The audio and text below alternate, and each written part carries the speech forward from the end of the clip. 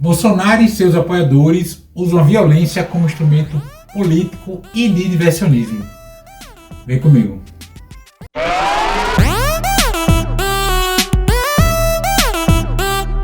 Antes de seguir, eu gostaria de pedir seu like nesse vídeo e sua inscrição nesse canal.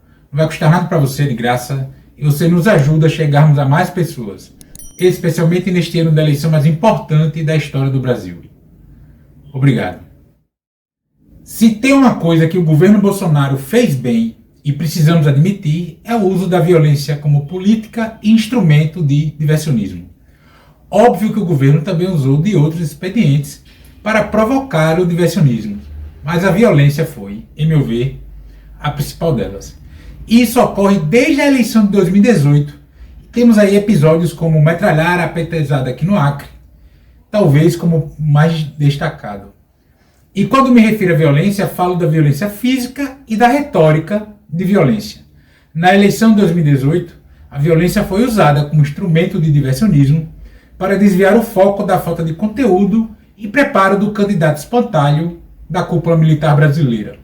Quando Bolsonaro tira um livro na sabatina do Jornal Nacional e afirma que aquele livro era um kit gay, distribuído para escolas públicas pelos governos petistas, aquilo também foi retórica de violência. Foi retórica de violência porque se inflou a homofobia da parcela mais reacionária da população brasileira. Quando Bolsonaro, após assumir a presidência da República, vive a repetir que os militares são os garantidores da normalidade, Bolsonaro faz uso da retórica da violência. Sim, porque uma vez que a história e a memória coletiva da população aponta os militares como instrumento de força política violenta, seja por causa da ditadura civil-militar midiática de 1964, seja pela percepção média da palavra militar associada aos policiais. Todo mundo enxerga as polícias militares como violentas. Alguns concordam com esse método, outros não. Mas é consenso que as PMs são violentas. E é o uso da violência que tem mantido a base de Bolsonaro mobilizada, ao tempo que ela tem sido um excelente instrumento de diversionismo. Tomemos como exemplos fatos recentes que ocorreram antes de eu gravar esse vídeo. Em fala a petroleiros, Lula disse que os sindicalistas deveriam pensar mobilizações de cobrança parlamentares em frente às residências de deputados e senadores. Lula enfatizou que não era necessário xingar ninguém, mas conversar com os parlamentares e com os familiares deles sobre as pautas dos trabalhadores. A reação dos bolsonaristas foi de ameaças ao ex-presidente e a sindicalistas que, porventura, seguissem a sugestão de Lula. Ao tempo que essa reação violenta de bolsonaristas ocupou o noticiário e as redes sociais com uma força polêmica, foi revelado um esquema de superfaturamento de ônibus escolares, escândalo que se soma ao ouro de pastor do Ministério da Educação.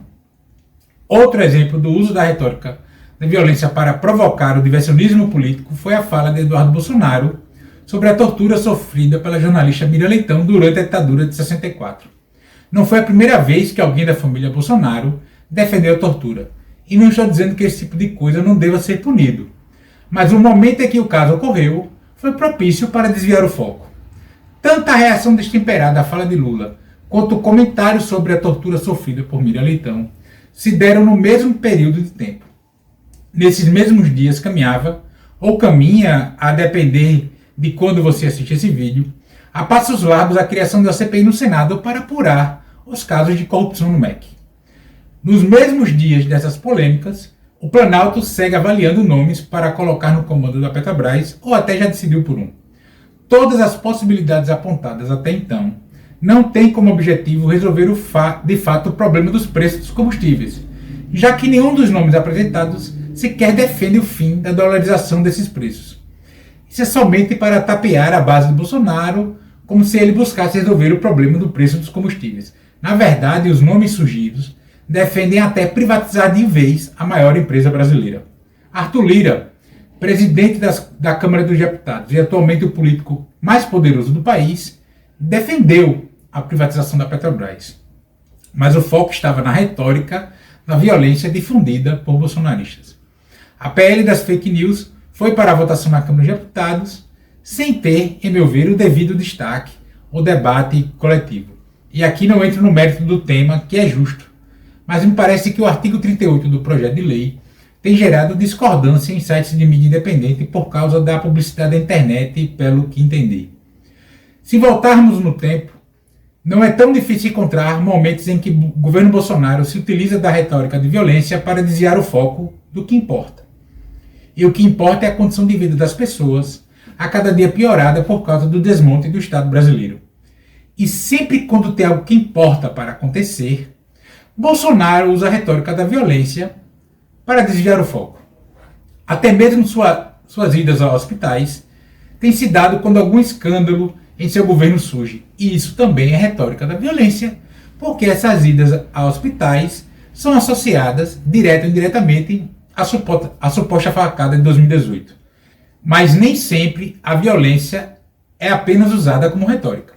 A Polícia Civil do Rio de Janeiro já sabe há cerca de 2 anos que existe a possibilidade de o miliciano Adriano da Nóbrega ter sido assassinado a mando da Presidência da República. Adriano da Nóbrega está envolvido no assassinato da vereadora carioca Marielle Franco e tinha relações com a família Bolsonaro. Num grampo feito pela Polícia Civil, com autorização judicial, da Polícia Civil do Rio de Janeiro, com autorização judicial, uma irmã de Adriano afirma que a morte do miliciano foi encomendada com base na troca de cargos comissionados no governo federal. Mas Fabrício Queiroz, que operava as rachadinhas no gabinete de Flávio Bolsonaro, quando o senador ainda era deputado estadual no Rio de Janeiro, disse que a irmã de Adriano da Nóbrega se enganou ao citar o Palácio do Planalto e que a execução do miliciano teria sido tratada no Palácio Guanabara, sede do governo estadual do Rio de Janeiro. Adriano da Nóbrega foi morto na Bahia 2 dias depois de Eduardo Bolsonaro chegar àquele estado. E antes de qualquer coisa, deixa eu deixar claro aqui que eu não estou afirmando nada, apenas apontando as evidências do uso da violência como política pela família Bolsonaro e pelos bolsonaristas. No caso que envolve o crime contra Marielle Franco, a violência não é só na retórica, mas ao que parece usada concretamente como instrumento político. Não são poucos os relatos de envolvimento da família Bolsonaro com a milícia do Rio de Janeiro. Também não são poucos os relatos de agressão de bolsonaristas a opositores e simpatizantes da esquerda brasileira, até mesmo contra vendedores ambulantes que vendem uma camiseta ou uma toalha com o rosto de Lula. A violência como instrumento político, seja como retórica, seja como ação concreta, serve para desviar o foco e para intimidação. Em boa parte das vezes, para as duas coisas. Quando um bolsonarista agride alguém que seja de esquerda, além da intimidação objetiva, vamos dizer assim, temos a repercussão disso desviando o foco de questões centrais que seguem sendo aprovadas e executadas por Brasília. E, de novo, não estou dizendo que esse tipo de coisa não deva ser criticado, condenado e seus autores até punidos.